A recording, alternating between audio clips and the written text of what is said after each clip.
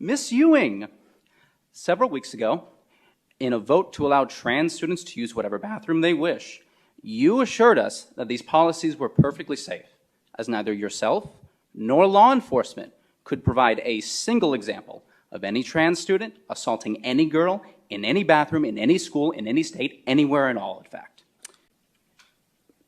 Narrative that has been set about assaults in the bathroom, it has not come as the result of a transgender identified student. There is not a single incident that has happened. And if you look at the nationwide data, that does not show it as well. But not to worry, since you couldn't locate them, I took the trouble to. See, Loudoun County, Virginia, where last year, under district policy, a trans student was allowed into the women's bathroom where he assaulted a girl. To cover it up, they moved him to another school where he did it again. See, Irvine, California last month, where a trans student entered the women's locker room and flashed the girls there. When they confronted him, he mercilessly beat them. This happened again in Gwinnett County, Georgia. This happened again in Oklahoma City. This happened again in Ohio, where a trans man was allowed to use the locker room where he was arrested for flashing little girls. The judge dropped the charges after he ruled that this man was too fat for them to see anything. Last month, in this city, a man using they-them pronouns in a scene straight out of Silence of the Lambs hunted down and killed a female jogger because he, quote, wanted to look just like her. And before you say that these are anecdotal evidence, just note that in a survey of trans inmates in federal prisons, half were convicted of sexual assault and 90% were convicted of violent crimes, well above the general prison population. Now, it should also be noted that in each of these cases, each of these perpetrators had either changed their pronouns, had undergone transition, or had received gender-affirming therapy and accommodations thereof. Why is this important to note?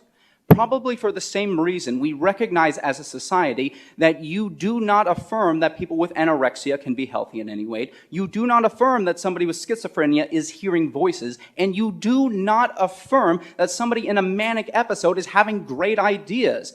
Because when you leave somebody to languish in their false mental state, i.e. men who think they are women, they will inevitably lash out and harm themselves and those around them. Hurt people hurt other people. But I don't want to pretend and have the hubris to think that I'm going to be the one to change your mind. I'm happy to share any and all of these examples with you. But you will most likely leave here tonight believing that men can become women, affirming care works, and that you made the right vote. But you will no longer be able to look into the eyes of your constituents and honestly say that you are unaware of the assaults that inevitably take place when we declare to women, you have no right to privacy. Thank you very much. Thank you, Ms. Larrabee.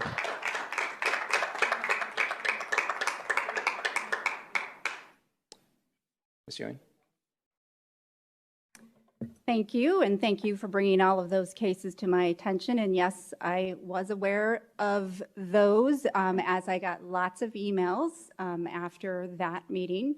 However, what I was referencing was by the U.S. government in all of their research. So that's what I was referencing. And yes, I see you're holding that up. However, the vote, how I based my vote wasn't just solely on that. How I based my vote is what we are required to do when making policy is that we must make policy that is within federal, state, and within our policies. So federal laws and state laws. And based upon the laws that are out there, my vote was not to go forward with that because a policy would have been against a law. And that is the reason why I voted that way. Thank you. Ms. Ewing. Thank you.